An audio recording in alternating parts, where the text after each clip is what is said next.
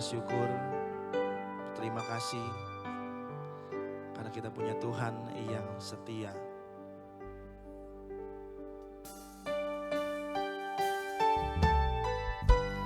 Dia Tuhan yang menjadi andalan kita. Dia Tuhan yang menjadi sumber kekuatan, sumber pengharapan, dan sumber perlindungan dalam hidup kita. Naikkan pujian ini, Engkau Tuhan yang setia. Engkau Tuhan yang setia, waktumu selalu yang terbaik. Engkau Tuhan sandaranku,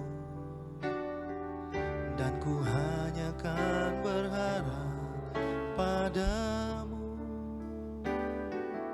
Engkau Tuhan yang setia, waktumu selalu yang terbaik. Engkau Tuhan sandaranku, dan ku hanya kan berharap padamu. Satu-satunya yang andalkan, satu-satunya yang ku percaya. Engkau sumber kekuatan, sumber pengharapan, sumber kedamaian. Satu-satunya yang andalkan, satu-satunya yang percaya. Engkau Tuhan memberkati, Tuhan penyembuhku, Tuhan pemulihku.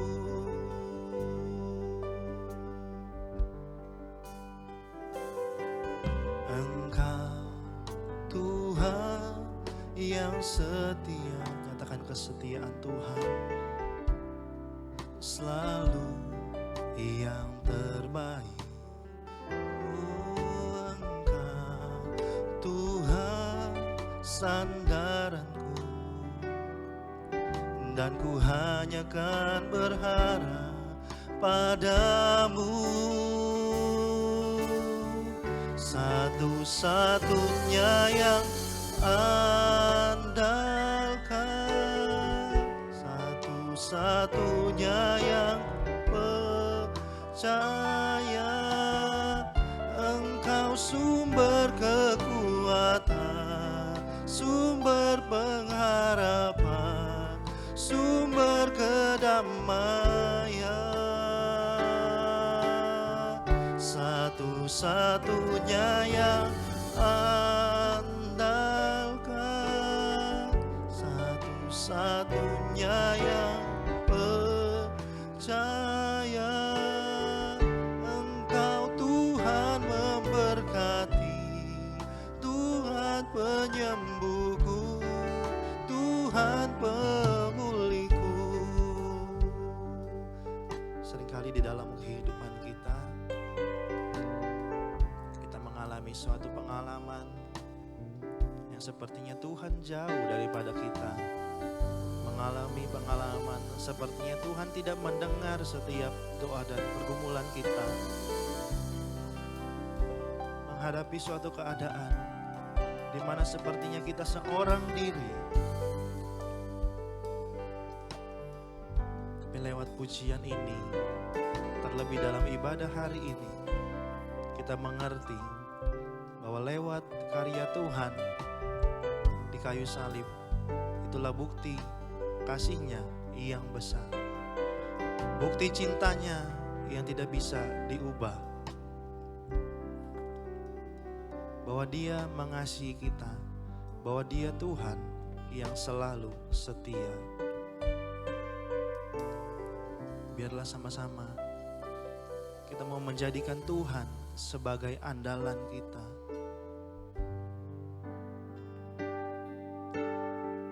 Satu-satunya yang andalkan, satu-satunya yang ku percaya, Engkau sumber kekuatan, sumber pengharapan, sumber kedamaian. Satu-satunya yang andalkan, satu-satunya yang ku percaya, Engkau Tuhan memberkati, Tuhan penyembuhku, Tuhan pemulihku. Katakan satu-satunya, satu-satunya yang ku andalkan, satu-satunya yang ku percaya, Engkau sumber kekuatan, sumber pengharapan, sumber kedamaian. Satu-satunya yang ku andalkan, satu-satunya yang percaya, Engkau Tuhan memberkati, Tuhan penyembuhku, Tuhan pemulihku. Engkau Tuhan memberkati, Tuhan penyembuhku, Tuhan pemulihku. Lagi katakan Engkau Tuhan yang memberkati, Tuhan penyembuhku, Tuhan pemulihku.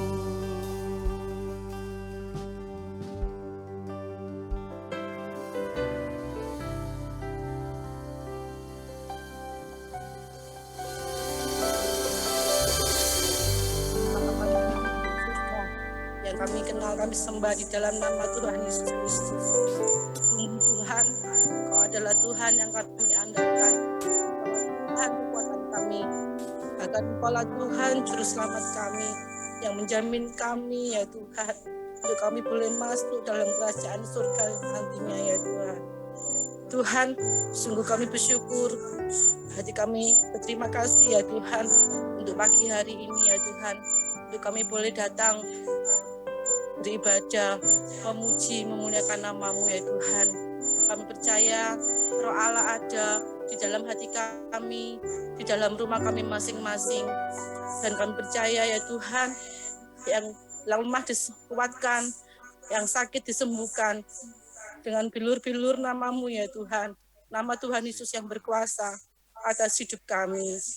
Tuhan, sebentar kami akan dengar firman-Mu. Kiranya Tuhan memberkati hamba-Mu, urapi hamba-Mu Tuhan, sembunyikan hamba-Mu di balik salib-Mu. Amin. Biarlah firman-Mu Tuhan boleh menguatkan kami, menuntun kami Tuhan, untuk kami boleh menjadi pribadi yang lebih baik, pribadi yang mengasihi-Mu dan menyenangkan-Mu ya Tuhan. Menuntun kami Tuhan, membawa kami tetap kuat di dalam masa-masa yang sukar ini ya Tuhan. Amin. Terima kasih Tuhan, kami sambut firman-Mu di dalam nama Tuhan Yesus, kami sudah berdoa. Amin. Amin.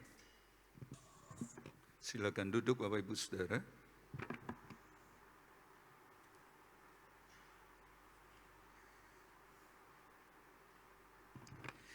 Ya, baik. Pagi ini saya menyapa Bapak Ibu Saudara dimanapun berada, juga jemaat GPDI Jajak yang dikasihi Tuhan. Puji Tuhan, hanya oleh kemurahan Tuhan kita boleh ada sebagaimana kita ada. Yang merasa kebaikan Tuhan, boleh lambaikan tangan Bapak Ibu Saudara. Ya, baik, di hari pertama di bulan yang baru 1 Agustus 2021 di masa pandemi COVID-19. Oleh kemurahan Tuhan kita masih boleh beribadah sekalipun lewat online, tetapi tidak mengurangi rasa hormat kita, cinta kita, takut kepada Dia yang ada di mana-mana kita mau beribadah pagi ini. Dan saya memberi judul khotbah pagi ini, bucin.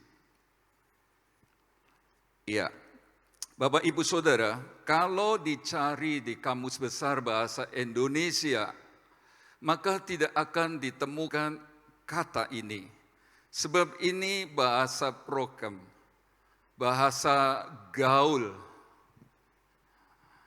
Ya, ini bahasa di kalangan remaja yang sedang berkembang hari-hari ini. Nah, mari kita mau belajar sedikit tentang hal ini. Bucin menurut berbagai sumber, budak cinta atau istilah yang digunakan ketika seseorang mempunyai dan memberikan cinta kepada pasangannya tanpa logika. Selain itu, budak cinta adalah perilaku yang cenderung memprioritaskan pasangan menjadi nomor satu, bahkan melebihi dirinya. Itulah sebabnya orang-orang tua coba perhatikan gelagat aneh hari-hari ini anak-anak remaja yang sudah mulai bertumbuh masa akil balik, masa pubertas mereka. Saudara-saudara, mereka akan kenal dengan istilah ini, budak cinta. Ya, mereka mulai memprioritaskan kekasihnya lebih dari semua, bahkan keluarga loh. Seolah-olah mereka lupa bahwa nama mereka masih tercatat di kartu keluarga orang tua. Tapi itulah bucin. Bahkan dia akan mengasihi dirinya, mengasihi pasangannya lebih dari dirinya. Dia nggak peduli kesehatannya. Dia mau chatting sampai jam 3 pagi, oke. Sudah lupa semua. Berbagai sumber juga mencatat bucin orang yang tergila-gila karena cinta. Orang tersebut mau melakukan apapun demi orang yang dia cinta. Seperti halnya dalam dunia perbudakan dahulu kala, budak selalu akan menuruti perintah tuan atau majikannya. Begitu pula dengan para bucin, mereka rela berkorban apa saja. Harta, jiwa, raga, semuanya diberikan demi doi tercinta. Jadi Bapak Ibu Saudara, orang remaja yang sedang dimabuk cinta, tergila-gila dengan cinta, tetapi tanpa logika, nggak masuk akal. Nah, seperti perbudakan di zaman dulu, dia akan dan harus menuruti kekasihnya atas nama cinta. Oh puji Tuhan, kalau kekasihnya rohani, dia akan pimpin pasangannya untuk lebih dekat, lebih cinta Tuhan. Tapi pada umumnya bahkan hal-hal negatif akan dilakukan atas nama cinta. Apa saja. Saudara-saudara, waktu seorang remaja bucin, ya, dia sudah cenderung sendiri. Ya, dia sudah tidak lagi anggap orang, bahkan orang tua. Kalau disuruh selalu ada alasannya. Dia pun sudah mulai jauhi teman-teman untuk menyendiri atau alasan mau ketemu atau jemput kekasihnya dan lain sebagainya. Dan yang lebih parah, dia akan lakukan apa saja demi kekasihnya, demi cinta. Itulah sebabnya pada saat anak-anak tumbuh jadi remaja, saya pesan kepada anak-anak, kepada orang tua, jangan sampai anak-anak ini jadi korban bucin sehingga melakukan hal-hal yang negatif seperti tukar imannya, keyakinannya, kepercayaannya, bahkan Tuhan dan Juru Selamat kita Yesus dengan yang lain.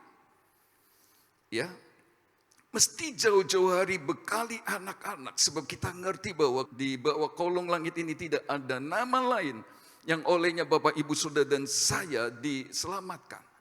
Dialah jalan kebenaran dan hidup. Tidak ada seorang pun sampai kepada Bapa kalau tidak melalui Dia, Yesus. Jadi, tapi orang yang lagi bucin, Bapak, Ibu, Saudara, dia bahkan rela atas nama cinta ikut aku. Kalau tidak, putus. Bagi saya lebih baik putus daripada kita korbankan percaya kita, iman kita, keselamatan. Sebab manusia hidup 70 tahun, kalau kuat 80 tahun, tapi bicara binasa selama-lamanya. Saudara-saudara, perhatikanlah anak-anak pada usia remaja. Jangan sampai jadi budak cinta sehingga semua dilakukan tanpa berpikir panjang atas nama cinta. Ya, mulai dari perkara kecil, kalau nggak bisa antar sekarang, putus. Ya putus saja, saudara-saudara. Cuma masalah kecil aja putus saya. Iya kan? Yang lain juga lebih banyak yang baik yang Tuhan nanti siapkan untuk anak-anak kita. Belum waktunya dikerjakan, sudah dilakukan. Sekalipun itu melawan firman. Hari Jumat yang lalu saya berkata, jangan sampai atas nama cinta pemudi, remaja, perempuan Kristen harus korbankan raganya, diraba-rabakah, atau sampai melakukan hubungan intim yang sebenarnya tidak diperkenankan. Belum waktunya. Sebab akan seperti anak panah yang tembus ke hati. Dia sampai kapanpun tidak bisa lupa. Sebab sudah luka kena anak panah. Itulah sebabnya kalau ada rumah tangga ribut, dia akan selalu ingat masa lalu itu. Ini gara-gara dosaku dulu. Selalu ingat. Itulah sebabnya hati-hati. Jangan sampai melakukan yang tidak baik. Korbankan imanlah, melakukan hubungan yang tidak sepantasnya dan selayaknya harus dilakukan. Jangan. Nah, saya senang ada kata-kata mutiara dari para remaja. Mereka berkata, saya pacaran untuk menikah. Keren, itu hebat. Ya, sebab perempuan, maaf bicara, membekas. Ya, jadi oke, ini luar biasa. Ada lagi yang berkata, jangan coba-coba main api saat pacaran. Benar, kosong Bapak Ibu Saudara, saudara remaja yang ada. Ada juga yang berkata, aku mencintaimu bukan karena siapa kamu, tetapi karena menjadi apa diriku saat bersamamu. Ini penting. Kalau baru kenalan lalu sudah mulai nggak genah, bahaya sudah. Tapi saya percaya kalau dari Tuhan, Dia akan bawa kita kepada pengalaman bersama Tuhan, masa depan yang diberkati oleh Tuhan. Jadi, mesti hati-hati dengan bucin, budak cinta. Sebab hampir sama ya dengan cinta buta. Sebab hampir sama dengan cinta buta. Sudah nggak tahu, nggak bisa lihat secara benar. Juga seperti cinta yang tuli. Orang tua ngomong nggak mempan. Bahkan cenderung budak cinta jadi berhala. Karena itu kan arti bucin akan menjadi meluas selain kepada objek yang namanya kekasih. Tapi juga kepada hal-hal yang lain yang tidak bisa kita pisahkan dengan diri kita. Dan seolah-olah kita akan mati tanpa itu. Tanpa HP. Oh, HP baik. Asal menggunakannya benar. Game ya bolehlah untuk hiburan. Tapi kalau sudah nggak bisa hidup tanpa game, tanpa itu sudah bucin. Ayo tidur, kata papa mama. Jam 9 sudah tidur. Papa mama masuk kamar, keluar lagi. Mainan HP sampai pagi, itu sudah bucin. Saya mengajak kita untuk merasa bersalah dan berdosa. Sebelum pagi-pagi kita datang menyembah Tuhan, bersyukur untuk hidup. Membaca firman, tapi lebih dulu buka HP. Merasa berdosa. Nah, Bapak Ibu Saudara, itulah sebabnya kita sudah mengerti bucin itu. Nah, pertanyaannya, apakah Alkitab juga menulis tentang hal ini? Mari kita membaca Keluaran 21. Keluaran 21 ayat 5 dan 6.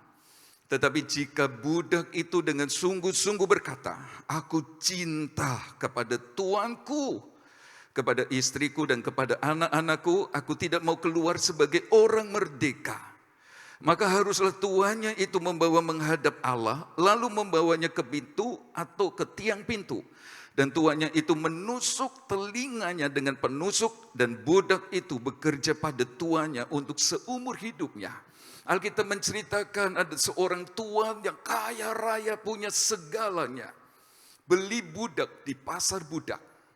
Nah, Bapak Ibu Saudara, ada saat di mana budak ini di tahun ke-7 mesti bebas. Tapi barangkali Tuhan ini lihat ini budak ini baik sekali, hamba ini setia. Jadi karena datang sendiri, maka Tuhan kasih istri sama budak setia ini. Setelah itu punya anak. Lihatlah, dia bukan cuma dibeli, ditebus dari perbudakan, tapi juga diberkati.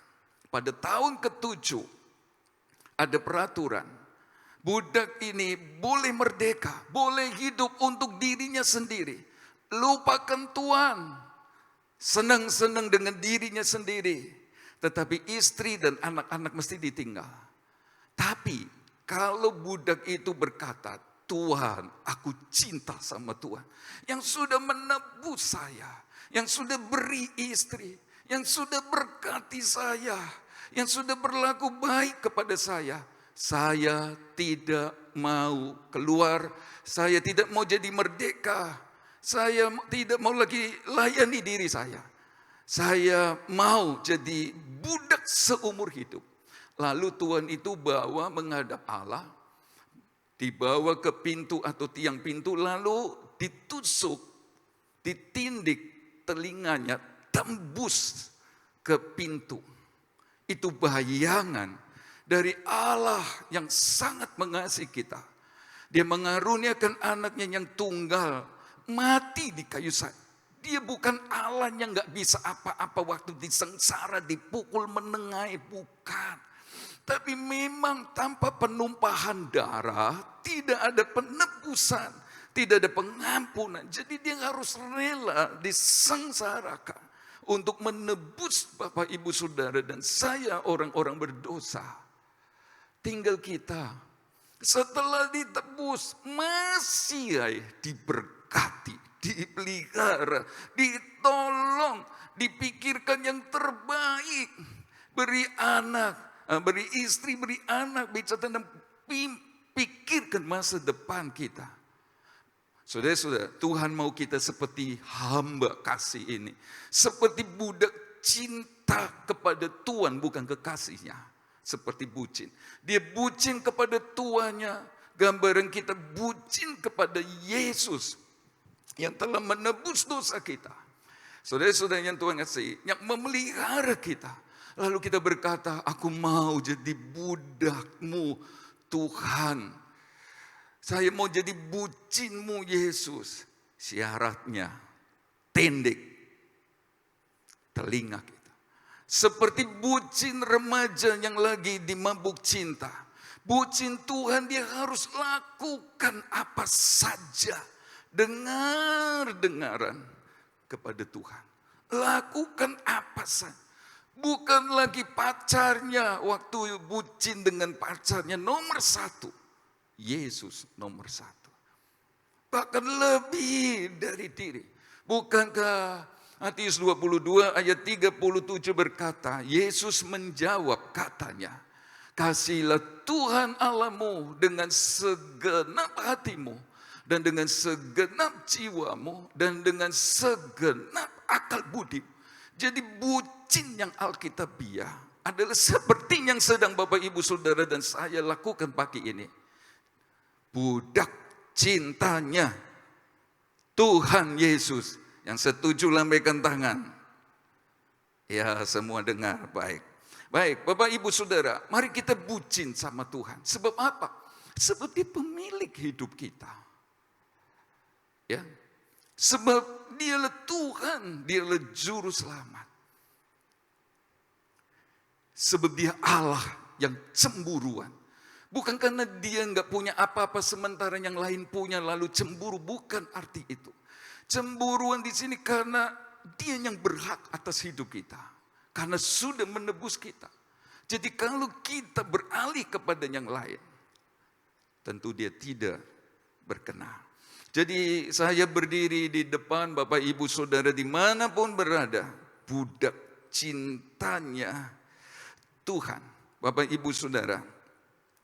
Jadi mari kita mau mengerti ini. Ada contoh dalam Alkitab, bucinnya Tuhan. Ya, siapakah dia? Ayo Daniel 5 ayat 5 dan 6. Bapak Ibu Saudara menyimak saya membacanya demikian. Kemudian para pejabat tinggi dan wakil raja itu mencari alasan dakwaan terhadap Daniel dalam hal pemerintahan. Tetapi mereka tidak mendapat alasan apapun atau sesuatu kesalahan. Sebab ia setia, dapat dipercaya, terjemahan lain, dan tidak ada didapati sesuatu kelalaian atau sesuatu kesalahan padanya. Maka berkatalah orang-orang itu, ya, kita tidak akan mendapati suatu alasan dakwaan terhadap Daniel ini, kecuali dalam hal ibadahnya kepada Allahnya.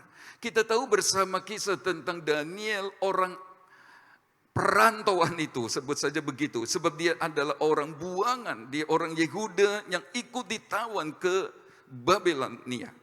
Saudara-saudara yang Tuhan kasih. Nah, dia melewati banyak raja dan yang kita baca di pasal 6 kitab Daniel ini, dia ada di bawah pemerintahan Raja Darius. Ayat 1 menceritakan bahwa Darius, raja kerajaan Media Persia itu mengangkat 120 orang wakil raja. Dia angkat. Nah saudara-saudara, di atasnya dia juga diangkat 3 orang pejabat tinggi. Supaya 120 orang wakil raja bertanggung jawab kepada 3 pemimpin tinggi ini, pejabat tinggi. Dialah Daniel, Tuan Daniel. Yang kedua, saya sebut dengan nama Tuan Sekuler. Karena saya tidak tahu 3 orang ini laki semua atau ada perempuannya, saya ngalai dengan kata nyonya cemburu. Nah Bapak Ibu Saudara, melihat kinerja dari 3 pejabat tinggi ini, Daniel paling menonjol. Karena itu raja bermaksud menjadikan dia penguasa atas seluruh kerajaan. Sudah bisa dipastikan. 2 orang lainnya, Tuan Sekuler dan nyonya cemburu ini, saudara-saudara, tidak senang hati. Tidak senang hati. Lalu mulai cari alasan supaya bisa mendakwa, menjerat, menghukum Daniel. Ini faktor iri. Ini faktor iri. Tetapi tidak ada satu alasan yang bisa didapat. Nggak ada kesalahan, nggak ada kelalaian. Saya berdoa, saya berharap semua jemaat GPD Jajak dan semua yang mendengarkan firman Tuhan pagi ini, anak-anak Tuhan yang sungguh cinta Tuhan, takut sama Tuhan, jadilah seperti Daniel. Kalau Bapak Ibu Saudara bekerja pada sebuah perusahaan atau orang lain, jadilah seperti Daniel. Tidak merugikan perusahaan atau pekerjaan di tempat Bapak Ibu Saudara bekerja. Bisa dipercaya, Bisa.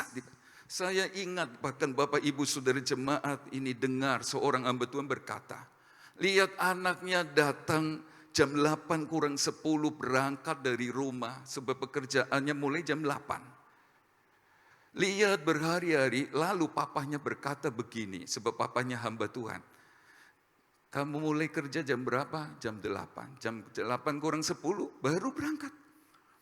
Kalau semua perusahaan besar ini karyawannya seperti kamu, betapa perusahaan dirugikan. Papa mau setengah jam di muka sebelum mulai, kamu sudah datang. Beresi semua yang harus dikerjakan. Pulang jam berapa? 5. Jangan setengah 5 beres-beres hanya untuk supaya jam 5 persis pulang. Selesai kerja jam 5, lalu persiapkan setengah jam berikutnya untuk besok. Dan anak ini nurut. Hamba Tuhan ini bercerita, bersaksi. Nggak lama Tuhan angkat dia jadi kepala bagian saudara-saudara dari perusahaan itu. Jadilah seperti Daniel. Saudara-saudara cari salah, nggak dapat. Sebab memang orang yang cinta Tuhan, takut Tuhan bukan cuma hebat di gereja atau beribadah, bukan. Dalam bekerja, tidak mau merugikan tuannya, majikannya. Tapi saya lanjut dengan kalimat. Maka berkatalah orang itu, kita tidak akan mendapati suatu alasan dakwaan terhadap Daniel, kecuali dalam hal ibadahnya kepada Allahnya. Saudara-saudara, soal bekerjaan sulit dapat salah. Dia orang yang punya komitmen dalam bekerja dengan masa muda yang terbaik karena dia pikir masa depan. Jadi caranya ya apa ya? Supaya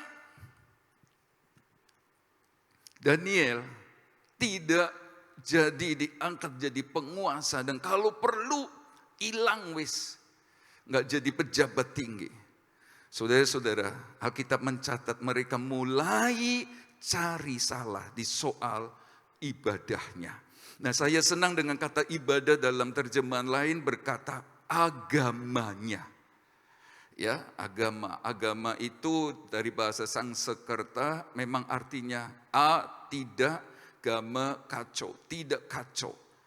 Di mana ada kitabnya masing-masing agama untuk mengatur sistem peribadatan dan tata cara semua yang berhubungan dengan Tuhan dan manusia dan seterusnya.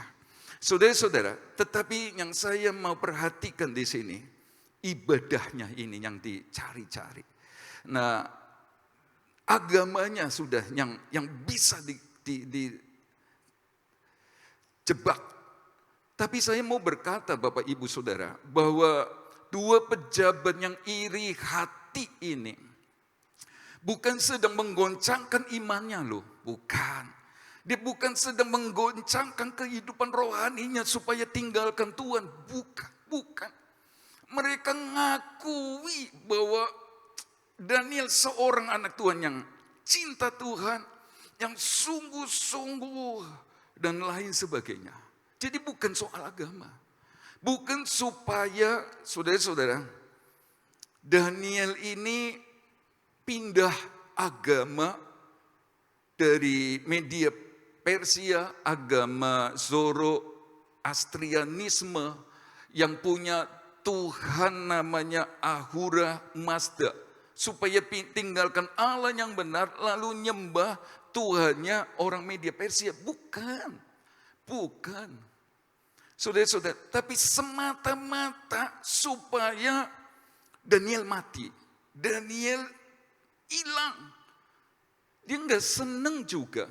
Kalau Daniel berkata, ya wis aku tinggalkan Tuhanku, lalu pindah memeluk agamamu. Enggak. Sebab tetap kalau dia pindah ke agama orang media Persia, berarti dia masih punya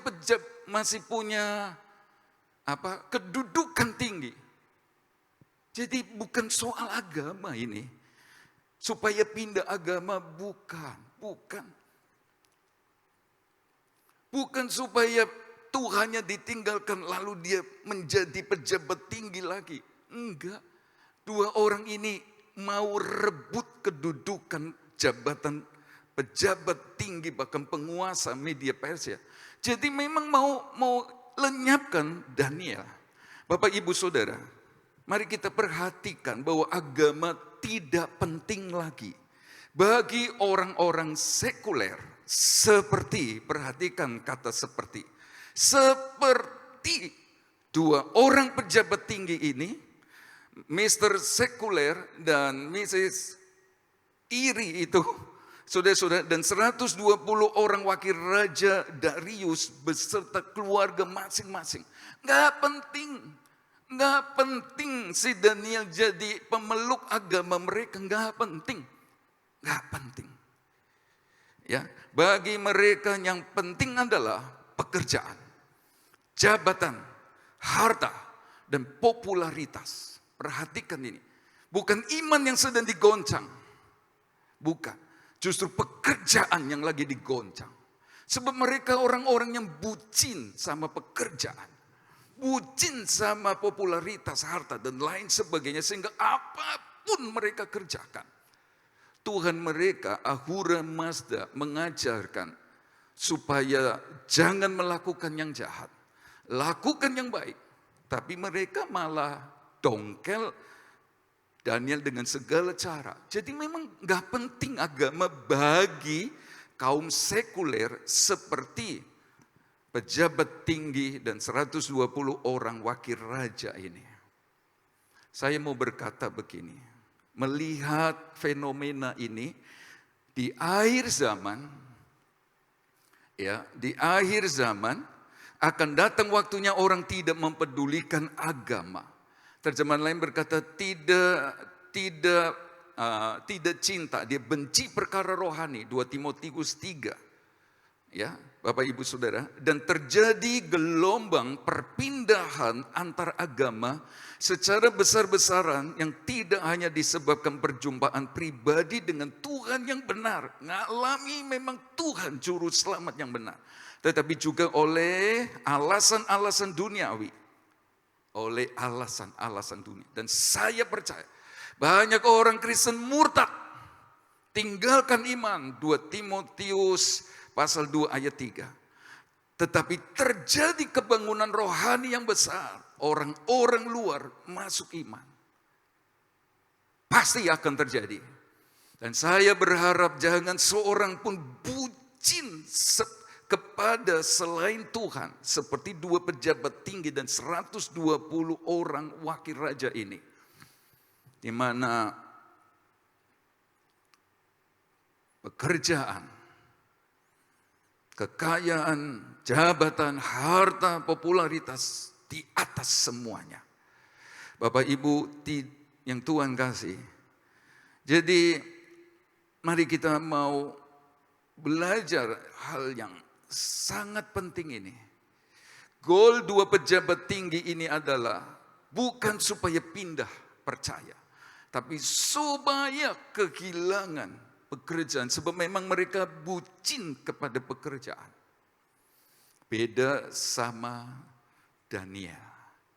Daniel itu dia memandang agama sangat penting. Agama, ibadah sangat penting. Ya, iman dan Tuhan di atas segalanya. Saya ingin kita mau jujur pada saat iman, perkara rohani, ibadah dan Tuhan sudah tidak lagi menjadi kesukaan kita dibanding dengan pekerjaan dan semua ini. Bucin kita salah. Dan Allah kita Allah yang cemburu. Dia sudah tebus kita supaya kita menjadi hamba seumur hidup. Jadi lihatlah motivasi Daniel beragama, beribadah, beriman kepada Tuhan bukanlah karena pekerjaan, jabatan dan alasan-alasan dunia lainnya. Walau semua itu penting dan perlu, kita dewasa di dalam Tuhan bisa membedakan dan mengerti kalimat yang saya tulis tadi. Jadi motivasinya bukan itu. Motivasinya apa? Tadi saya bilang bucin sama Tuhan. Lihat, motivasi Daniel memandang beragama, beribadah, dan beriman kepada Tuhan itu sangat penting adalah karena ia tahu bahwa Tuhan itu nyata dan ia mau mengasihi Allahnya yang sudah menyelamatkan bangsanya, tentu dirinya, dari perbudakan Mesir.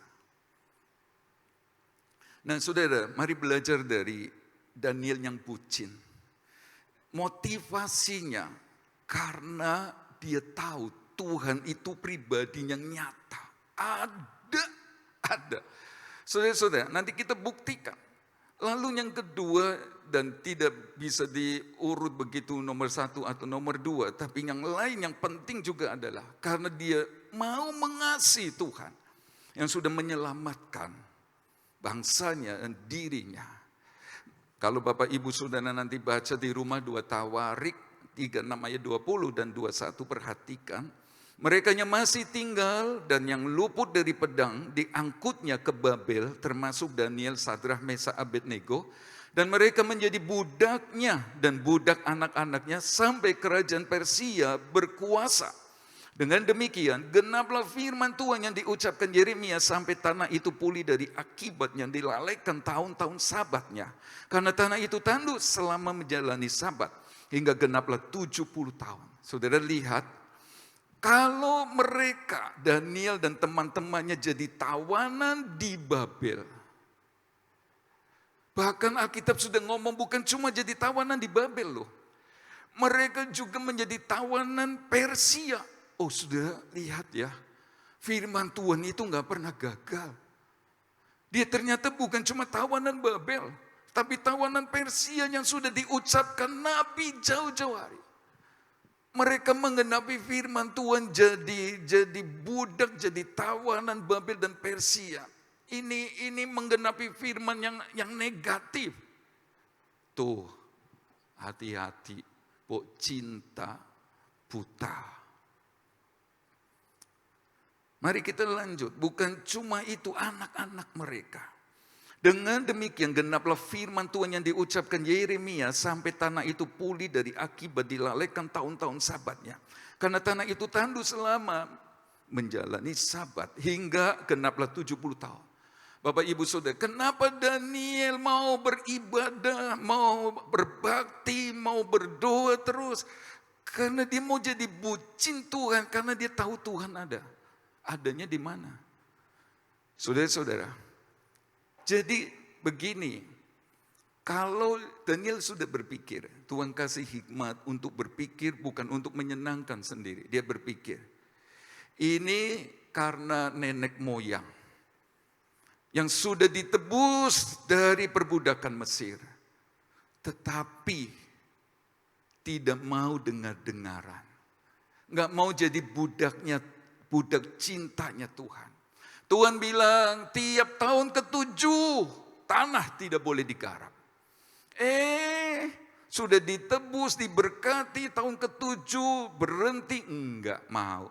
Lalu mulai tahun yang baru sampai tahun ke-7 berikutnya, terus setiap tahun ke-7 Tuhan ngomong berhenti, enggak mau berhenti. Sampai 70 kali 7 tahun.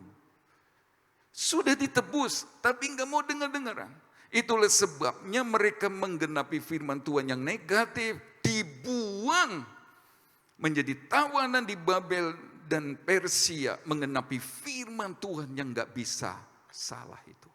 Daniel berpikir, loh kalau saya menyembah Darius, kalau Sadrah, Mesak, Abednego menyembah patung Raja Babel, bisa-bisa pengalaman menyakitkan menggenapi firman Tuhan yang negatif terjadi lagi. Bisa-bisa lebih panjang lagi jadi budak, disengsarakan. Enggak mau enggak wes. Tidak. Mereka ambil keputusan mulai sekarang, berketetapan hati, harus jadi budak Tuhan, cinta Tuhan. Jangan jadi budak yang lain, Nebukadnezar, Raja Darius, peraturan-peraturan, pekerjaan, jangan wis, daripada menggenapi firman Tuhan yang negatif. Saudara-saudara, saya mau berkata, kalau Daniel berdoa, kan nggak boleh berdoa. Yang berdoa kepada Allah lain masuk gua singa. Lalu 120 orang dan 2 pejabat datangi rumah Daniel. Lagi berdoa. Ya pastilah lagi berdoa. Jadi saya mau berkata, kalau dia berdoa 3 kali sehari seperti yang biasa dia lakukan, saya mau bilang, bukan karena ada masalah dia berdoa. Bukan. Dia tidak lagi berdoa, Tuhan tolong saya. Kalau Engkau Allah yang hidup, Engkau penuh mujizat, Engkau pasti bila saya enggak bakal masuk gua singa. Enggak. Dia tidak sedang berdoa, Tuhan luputkan saya dari bahaya-bahaya mengancam. Tidak. Dia tidak lagi berdoa supaya Tuhan tolong. Bukan. Enggak. Dia tetap berdoa seperti biasa. Mau senang, mau susah, pokoknya saya bucin sama Tuhan. Saya harus intim dengan Tuhan. Saya harus punya waktu dengan Tuhan. Jadi bukan dia berdoa supaya dia luput dari gua singa. Salah besar. Salah. Saudara-saudara, itu berarti mau ditolong Tuhan dari gua singa. Puji Tuhan. Enggak ditolong. Ya seperti biasa. Aku mau ibadah sama Tuhan yang hidup saja. Saudara Mesa Abednego, kalau Tuhan tolong kami dari perapian ini, ya kami tetap puji sembah. Kalaupun enggak, ya tetap nyembah Tuhan. Nah inilah bucin Tuhan. Kalau enggak bucin Tuhan, dia akan berkata di gua singa atau di dapur perapian menyalanya, lu Tuhan, katanya Tuhan hebat, Tuhan menolong, tapi kesukaran datang. Tapi gua singa. Tapi dapur api menyala-nyala. Sudah waktunya kekristenan kita dibenahi. Jadi lihatlah, Daniel berdoa beribadahnya karena dia bucin sama Tuhan. Dia diakui oleh pejabat tinggi. Sudahlah kalau soal agama Daniel, iman Daniel, nggak bisa diragu, no wis. Enggak wis. Pasti lagi berdoa itu orang. Dan pasti dia masuk gua singa lalu habis. Nah itu goal, tujuan. Bukan supaya pindah agama, nggak penting bagi pejabat tinggi ini, nggak penting. Sekarang, manakah yang lebih penting bagi Bapak Ibu Saudara? Daniel ngerti Tuhan hidup. Kalau saya bikin salah lagi, menyembah Darius, maka saya seperti nenek moyangnya yang sudah ditebus tapi tidak mengasihi juru selamat. Tapi jadi bucin pekerjaan 6 tahun terus. Tahun ke-7 waktunya istirahat, tabrak air. Gak mau. Dan mereka, tuan sekuler dan nyonya cemburu ini ngerti. Wis pasti matilah. Lalu kamilah yang akan menggantikan posisi Daniel. Bapak Ibu Saudara, mari kita mau cinta Tuhan. Jadi budak cinta Tuhan. Apalagi hari-hari terakhir di masa-masa sukar ini. Apakah Bapak Ibu sudah memandang agama enggak penting lagi? Apakah kita sudah memandang bahwa pekerjaan di atas semua?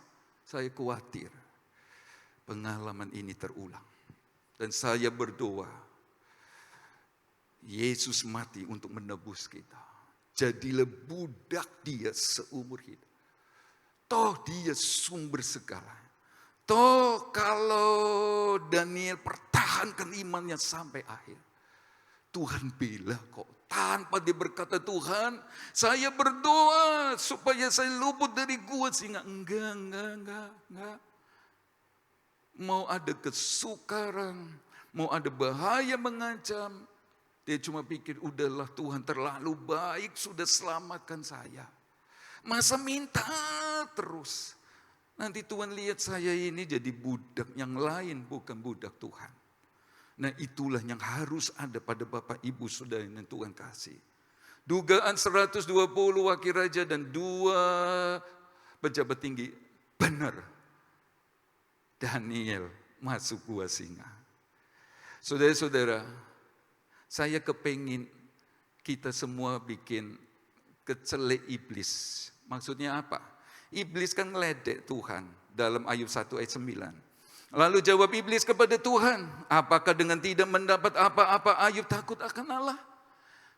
Iblis ini mau ngomong sama Tuhan gini loh. Karena jemaat GPDI, saya nggak mau jajak. Saudara-saudara, diberkati Tuhan. Jadi dia nyembah engkau. Karena mereka selalu ditolong oleh engkau. Jadilah mereka menyembah engkau. Berbakti sama Tuhan. Jadi kalau engkau Tuhan tidak memberkati mereka, nggak menolong pekerjaan mereka, nggak menolong penghidupan mereka, tak jamin Ayub sama jemaat-jemaat itu tinggalkan Tuhan. Dia bilang lalu jawab iblis kepada Tuhan, apakah dengan tidak mendapat apa-apa Ayub takut akan Allah? Seolah-olah Tuhan ini Tuhan yang bisa disuap atau senang suap. Enggak, salah iblis. Iblis pikir jemaat diberkati jadi semakin giat sama Tuhan. Coba enggak diberkati. Buktinya apa? Coba ngomong diberkatilah jemaat. Pasti jemaat teriak, amin, haleluya. Iblis ngomong gitu, saudara. Saya percaya bahwa memang kita mendapat apa-apa dari Tuhan sehingga kita menyembah Dia. Nggak boleh dipungkiri. Harus diakui. Memang karena kita dapat apa-apa dari Tuhan lalu kita nyembah. Tapi bukan cuma sekedar berkat Bapak Ibu Saudara. Bukan sekedar kalau ditolong baru menyembah. Bukan, kita memang dapat apa-apa. Dan itulah pertama-tama di atas semuanya keselamatan. Di dalam Yesus yang mati di kayu salib. Kita dapat itu. Kita diciptakan berarti kita dapat kebaikannya. Diizinkan hidup, diciptakan ke dalam dunia. Dapat apa-apa. Tapi bukan sekedar karena diberkati kita nyembah Tuhan. Bukan. Itulah sebabnya saya percaya karena keselamatan di dalam Yesus. Jemaat GPD Jajak dan semuanya yang sedang mengikuti ibadah ini. Kita beragama di mana ada Yesus juru selamat. Amin. Lambaikan tangan lagi yang ngerti. Tuhan tolong kita. Bapak Ibu Saudara. Jadi Tuhan heran. Saya beberapa waktu lalu sungguh dapat chatting dari jemaat, minta bantuan doa. Mereka berkata begini, Om bantu doa ya Om. Aku lagi ada persoalan dalam pekerjaan. Saudara-saudara, saya bilang, ya Tuhan tahu. Tuhan tolong. Besoknya lagi masih SMS dan saya ngerti kesusahan dan beratnya dia hadapi persoalan itu. Kemarin seorang di antara mereka pertama-tama bilang, puji Tuhan, Tuhan tolong. Lalu ada lagi bilang, puji Tuhan, Tuhan tolong. Saya tulis WA, puji Tuhan ya. Walaupun kemarin-kemarin ada persoalan dalam pekerjaan, masihkah kamu mau memberkati pekerjaan Tuhan? Dia berkata, tentu saya tidak mau, tidak. Jadi saya melihat Bapak Ibu Saudara, memang kita perlu berdoa sih untuk pekerjaan. Tapi bukan karena pekerjaan kita tanpa masalah kita nyembah Dia. Kita sungguh-sungguh. Bukan. Tapi karena kita tahu Tuhan ada dan baik. Itulah sebabnya tidak heran Daniel 11 ayat 32 berkata, dan orang-orang yang berlaku fasik terhadap perjanjian yang gak setia sama janjinya dewek.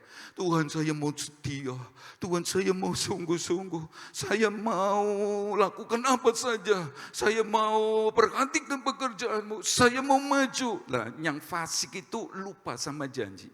Hati-hati. Dia akan dibujuk sampai murtad dengan kata-kata licin oleh antikris. Daniel bucin sama Tuhan, berarti dia bukan orang fasik. Jemaat GBD Jajak dan semua yang mengikuti ibadah ini dengan cinta Tuhan, bukan juga orang fasik. Tetapi umat yang mengenal Allahnya seperti Daniel, akan tetap kuat dan melakukan tindakan-tindakan yang luar biasa. Seperti Daniel. Seperti anak Tuhan dari banyak yang cerita sama saya tadi. Yang tetap bertindak, melakukan perbuatan-perbuatan luar biasa. Amin. Kalau bukan karena cinta Tuhan, gak mungkin adem ayem, tutup tangan, lipat tangan. Saudara-saudara tutup mata, sudah gak mau tahu. Seperti bucinnya bukan sama Tuhan. Nah, bucin jemaat sama Tuhan. Daniel bukan cuma melakukan perbuatan mulia untuk kerajaannya, tapi juga untuk Tuhan, untuk kerajaan yang sementara, untuk pekerjaan yang bakalnya mati. Daniel nggak ada sekarang, udah mati. Daniel Alkitab ini, saya percaya yang rohani dia kerjakan. Mengapa? Sebab bagi orang-orang yang ada di dalam Kristus Yesus, hal bersunat atau tidak bersunat tidak mempunyai sesuatu arti, hanya iman yang bekerja oleh kasih. Jemaat tolong ngerti, sunat nggak sunat, artinya identitas kekristenan kita nggak penting. Status kita jadi anak Tuhan sebenarnya nggak penting. Jadi jangan bangga aku jemaat yang setia dari luar gitu. Jangan berkata saya bersunat dalam arti saya lo orang Kristen. Penting, nggak penting. Lalu yang penting apa? Iman yang bekerja oleh kasih. Jadi bukan cuma aku percaya Yesus, tapi ada kasih yang bekerja. Itulah sebabnya iman dan kasih jemaat dan kita semua bekerja. Kita beribadah pagi ini. Itulah sebabnya seperti doa Yudas, mari kita berusaha, berjuang untuk mempertahankan iman.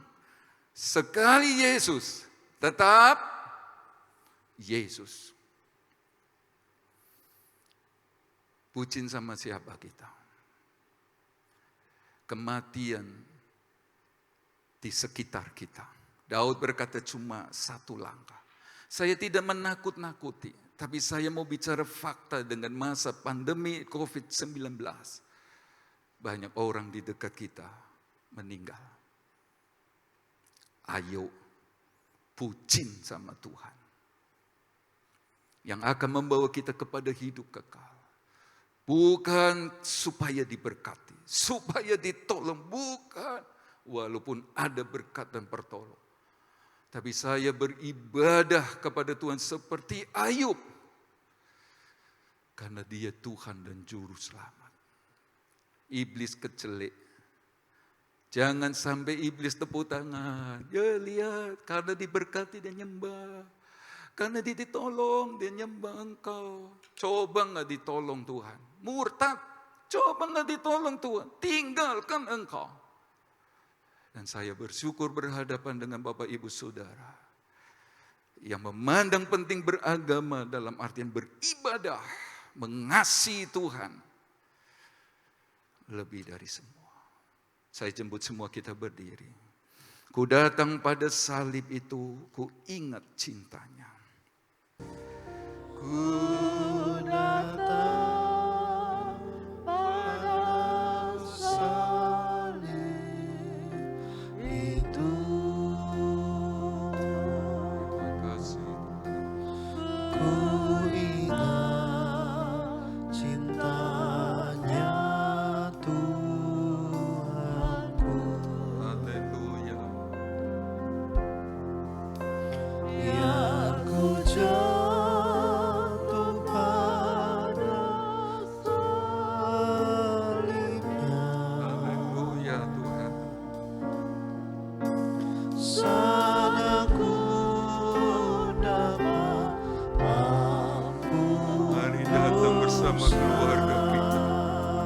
daripada Yesus sudah menebus kita dari perbudakan dosa, memelihara, memberkati, menolong. Ku ingat cintanya Tuhan. Terima kasih Tuhan, terima kasih. Aku jatuh pada Terima kasih. sana ku dapat ampun Ku datang pada salib. Ku datang pada salib. Terima kasih buat korbanmu di kayu salib. ku ingat Demi orang-orang berdosa ditebusnya.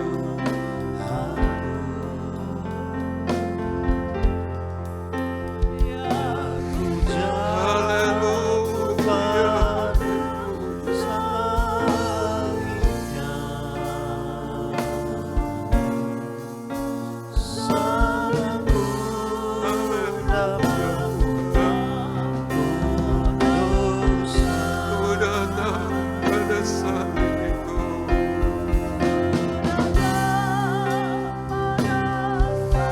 Mari bapak-bapak atau kepala-kepala keluarga bagikan roti dan anggur, tubuh darah. Ingat Pegang, cintanya pegang sampai selamanya. Ya ku jatuh pada salibnya. Sana ku dapat Ku datang pada salib itu. Ku datang pada salib itu, tubuh, itu darahnya.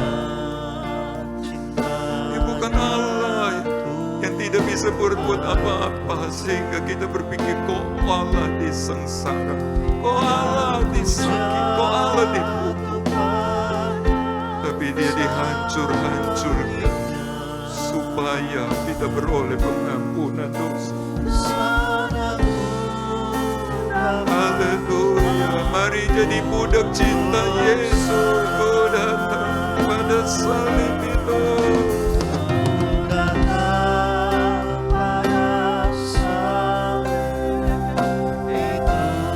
Haleluya. Haleluya.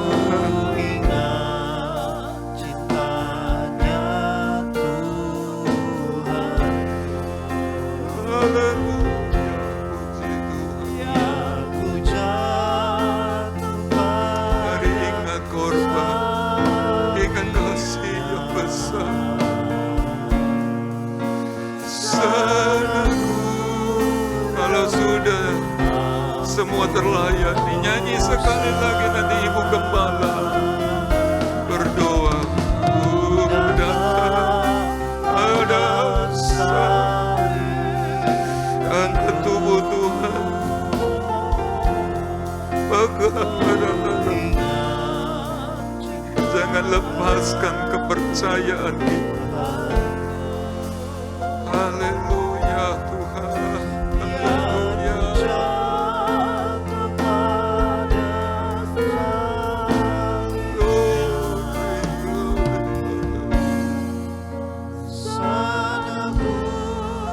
Dapat ampun dosa. Terima kasih Tuhan. Haleluya. Kami bersyukur Tuhan di pagi hari ini kami boleh kembali bersama-sama beribadah berbakti kepada Tuhan. Kami bersyukur buat kasih-Mu Tuhan, bersyukur buat pengorban-Mu di kayu salib Tuhan, untuk menyelamatkan jiwa kami, untuk menebus dosa kami, untuk mengampuni dosa kami. Biarlah sebagai firman-Mu pagi hari ini Tuhan, kami mau menjadi budak Engkau ya Tuhan. Karena Engkau sudah mengasihi kami, biarlah kami juga boleh bertambah di dalam kasih kami kepada Tuhan. Terima kasih kalau di pagi hari ini kami sebentar akan makan tubuh dan minum darah Tuhan. Biarlah tubuh darah ini akan menjadi berkat bagi kami semuanya. Bagi kami yang lemah boleh dikuatkan. Bagi kami yang susah boleh dihiburkan. Terlebih bagi kami yang sakit Tuhan. Melalui tubuh darah Tuhan sebentar yang kami akan makan, kami minum. Kami akan menerima berkat yang daripada Tuhan. Kami akan menerima kesembuhan yang daripada Tuhan. Terima kasih Tuhan buat kasih-Mu Tuhan. Supaya kami boleh bertambah-tambah di dalam kami mengasihi Engkau. Terima kasih Tuhan. Kami percaya Tuhan firman-Mu ya dan amin yang akan digenapkan bagi kami. Sebentar kami akan makan tubuh minum darah Tuhan. Kami boleh bertambah-tambah di dalam kasih kami kepada Tuhan. Dan kami akan menerima berkat yang daripada Tuhan. Di dalam nama Tuhan Yesus Kristus kami berdoa. Haleluya. Terima kasih Tuhan. Terima kasih. Terima kasih. Dengarkan firman Tuhan. Sebab apa yang telah kuteruskan kepadamu telah aku terima dari Tuhan. Yaitu bahwa Tuhan Yesus pada malam waktu ia diserahkan mengambil roti. Dan sesudah itu ia mengucap syukur atasnya. Ia memecah-mecahkannya dan berkata, inilah tubuhku yang diserahkan bagi kamu. Perbuatlah ini menjadi peringatan akan aku. Mari kita mau makan tubuhnya di dalam nama Tuhan Yesus Kristus.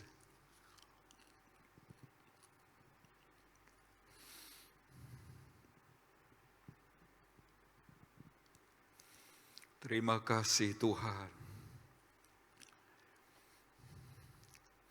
Buat sengsara-Mu yang membawa keselamatan kekal. Angkat cawan Tuhan dengan tangan kanan lebih tinggi dari kepala. Dengar firman-Nya. Demikian juga ia mengambil cawan sesudah makan. Lalu berkata, cawan ini adalah perjanjian baru yang dimeteraikan oleh darahku. Perbuatlah ini setiap kali kamu meminumnya menjadi peringatan akan aku. Sebab setiap kali kamu makan roti ini dan minum cawan ini, kamu memberitakan kematian Tuhan sampai ia datang.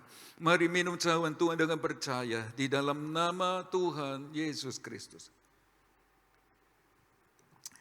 Terima kasih Tuhan, semua bersyukur, semua puji Dia. Haleluya. Haleluya, haleluya, haleluya. Terima kasih buat pengorbanan-Mu. Terima kasih buat kasih. Kami memuji kebesaran-Mu. Nyanyi lagu ini, memuji kebesaran. Kami memuji kebesaran-Mu.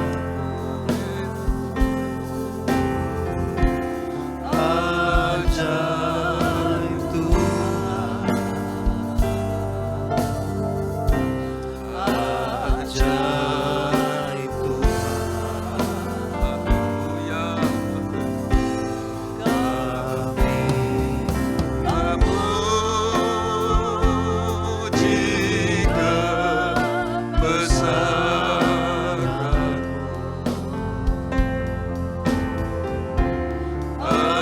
ajaib Tuhan, ajaib. Kami memuji kebesaran. Terima kasih dan syukur kami karena penyertaan dan hadir-Mu sepanjang ibadah pagi ini. Berkati semua yang sudah terlibat dalam pelayanan. Berkati tiap-tiap orang, jemaat, siapapun yang mengikuti ibadah ini.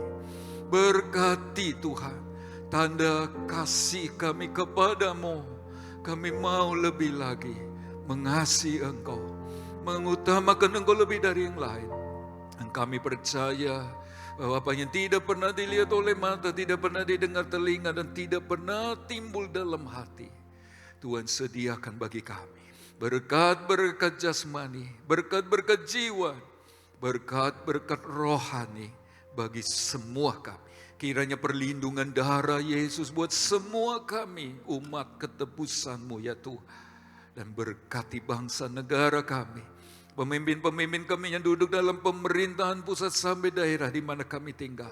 Setiap keputusan yang diambil, setuju kehendak, lalukan dari segala mara bahaya. Dan kalau boleh dalam waktu-Mu, Tuhan juga menyelamatkan bumi ini dari segala virus yang sedang merajalela ini. Terpujilah nama Tuhan sekarang sampai selama-lamanya. Dan sekarang kekasih-kekasih Tuhan, terimalah berkat dari Allah Bapa, kasih sayang Putra, persekutuan damai, sejahtera dan kuat kuasa Roh Kudus menyertai kita semua pagi ini sampai Tuhan datang kembali. Dalam nama Tuhan Yesus Kristus, semua yang percaya diberkati Tuhan berkata, amin.